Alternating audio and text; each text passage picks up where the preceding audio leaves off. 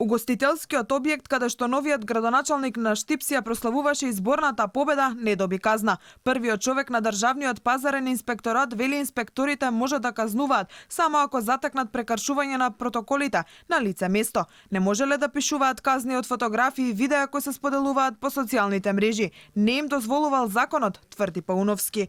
Ако дозволи владата и ако направи закон да можеме врз основа на слики и видеа снимки да казнуваме, ние сме тука. Меѓутоа, надлежноста на државниот пазарен инспекторат е да самиот воочи и затекне она што значи нарушување на законите и законските прописи. Во тој дел, инспекторите кои што биле задолжени за Штип немаат затекнато таква работа и тогаш беше до 9 часот, а во 9 било веќе се затворено. Веднаш кога почна по социјалните мрежи, ние ги пуштивме инспекторите, дошле на лице место, меѓутоа објектите веќе биле затворени.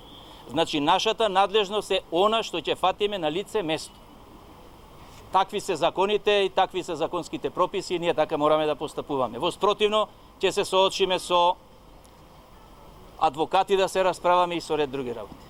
По завршувањето на изборите во Штип, социјалните мрежи беа преплавени од фотографии и видеа како членови на владеачката партија ги прекршуваат протоколите на здравствените власти, славејќи ја победата на нивниот кандидат за градоначалник. Славењето започна во затворена просторија, па продолжи со символично оров натре во салата, на која се фатија Сашко Николов, премиерот Зоран Заев, министерот Благој Бочварски и вице-премиерот Лупчо Николовски. Славење имаше и во центарот на градот, каде за новиот градоначалник засвири и труба, а подоцна функционери на СДСМ продолжија со забавата во локален објект. Според фотографиите на социјалните мрежи кои сами ги објавија, се гледа дека се славело и по 21 часот. За разлика од она што го зборува Пауновски, деновиве бевме сведоци на нешто сосема друго. Видеа и фотографии од социјалните мрежи беа повод возачот на Бентлито да добие казна од 45 евра.